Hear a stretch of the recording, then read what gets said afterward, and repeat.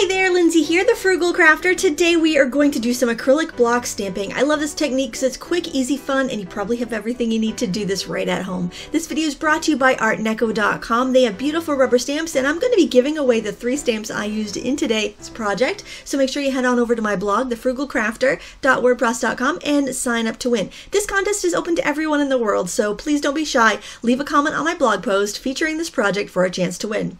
So as you can see here, I inked up this just regular old acrylic plexiglass block with a couple shades of ink and spritzed it with water. And now I'm pressing it onto my cardstock here. And what I did was I cut down some regular cardstock into 4 1/4 cards. Now it's kind of splotchy and I wanted a more watercolor look. So I'm going to try again, but this time with a little more water. You can use any brand of dye-based inks you want for this, or you could even scribble a marker on your watercolor block or paint right on it with watercolor paint. Use what you have. Now this time I used way more water, and I'm grabbing another 4 1/4 inch card, and I did move my my sketch pad out of the way, so when I stamped I was not going to set my card in the spray because I wanted to spray that on camera for you to see. Now that gives me a nice watercolory look and almost looks like it has some sea spray to it, so I'm going to think about that as I plan my card. This time I chose a rectangular block and I inked it up with some yellow, and now I'm going to use some teal around the edges. As far as ink pads go, like I mentioned, any dye base will work, but distress inks work really well for this as they're not super dark. They're already kind of watercolory as you begin, and I generously spritzed it with ink.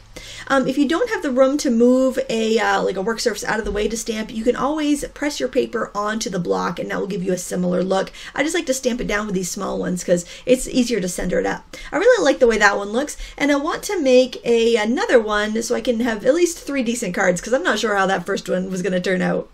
I'm going for a sunset ombre look on this block, so I've started off with kind of a magenta pink color, and then I'm going to add some orange and yellow.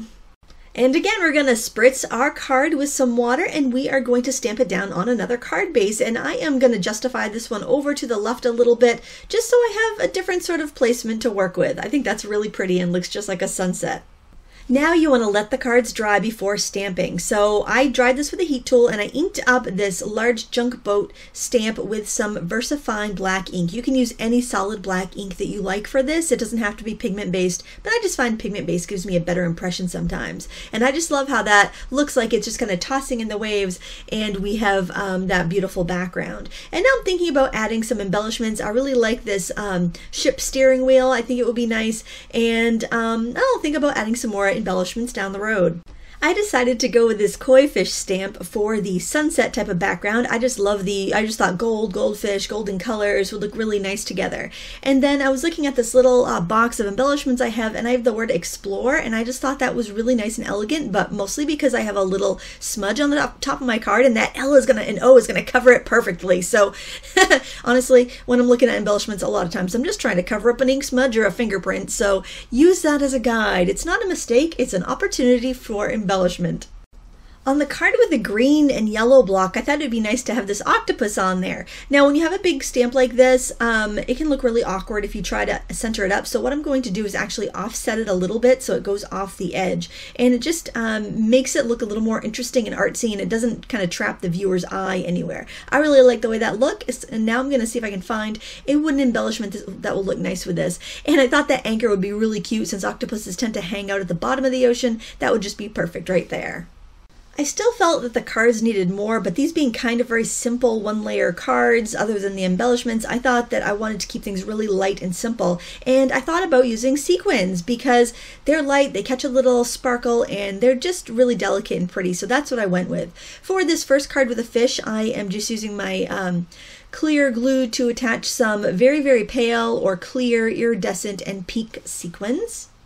And then I used some clear stickles to fill in the gaps, just little dots of clear glitter glue. You can either use clear glitter glue or you could use regular glue and just dust it with some fine glitter, and that will look pretty as well.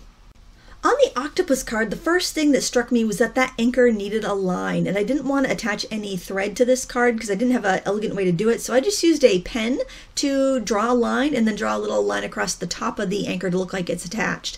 I also thought sequins would be a nice solution for this card as well, so I'm just using my clear glue to put a dot everywhere I want a sequin, and then I'm going to add a little sequin on top of the dot. Now I find that I can usually just touch a sequin and pick it up and drop it on the glue, but you can use like a little piece of poster putty on the end of like a toothpick or something to pick up your sequins and whatnot if you have any issue with that. I know they make special tools to do it as well, like little rhinestone picker-uppers, but I don't have one of those, so this works for me. And I think that's a really cute, fun note card that you can send.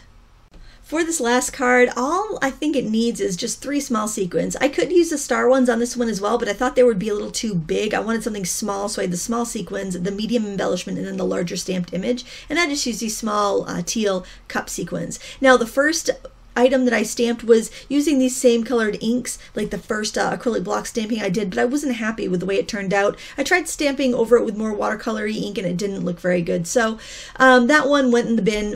So just practice a couple times on cheap paper until you get the hang of it.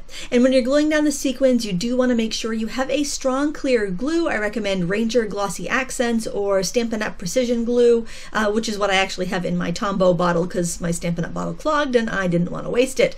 And that way you won't have your sequins falling off in transit.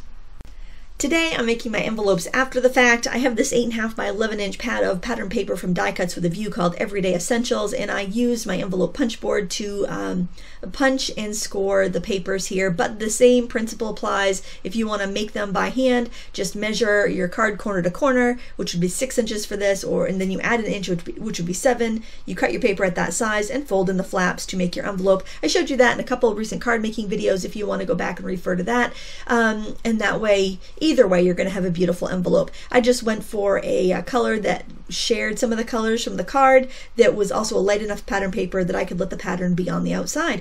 And that is pretty much it. I want to thank you so much for watching today. I want to thank ArtNeko.com for sponsoring today's video and contest. So what you need to do is go over to my blog, thefrugalcrafter.wordpress.com, and sign up for a chance to win the stamps that I used, and everyone worldwide is eligible. I will pick a winner in 1 week. And oh, if you're going to shop over at ArtNeko, make sure you use the coupon code. Just mention The Frugal Crafter, and they'll give you 10% off your order, or free shipping if your order's over 50. Whichever discount is greater is what you'll get. Thank you so much for watching. Again, please give this a thumbs up if you liked it, and don't forget to like and subscribe. Thank you so much for watching. Until next time, happy crafting.